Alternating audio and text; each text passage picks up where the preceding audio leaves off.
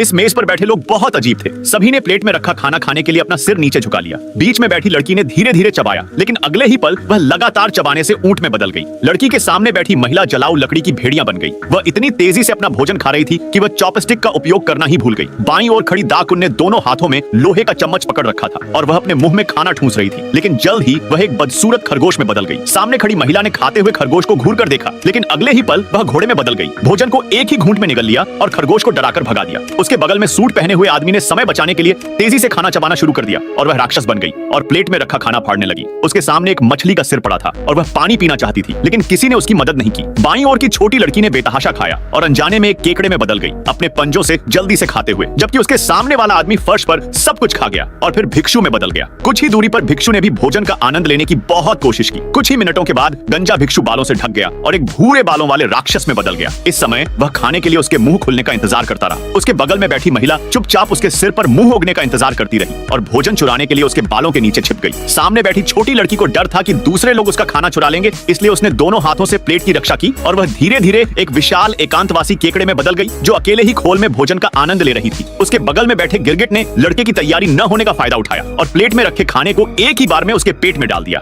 जिस लड़के को भोजन नहीं मिला, उसने बहुत दिमाग लगाया और चूहा बन गया। वह मेज पर रेंगता रहा। वहां से गुजरने वाले भोजनकर्ता अपनी मूल स्थिति में लौट आए और मेज छोड़कर चले गए। चूहा लड़की के पास आया और एक टुकड़ा चुरा लिया और फिर वह लड़का जो चूहा बन गया था वह भी चला गया। लड़की ने प्लेट में रखा खाना छाटा, अपनी मूल अवस्था में आ गई और मेज से उठकर चली गई।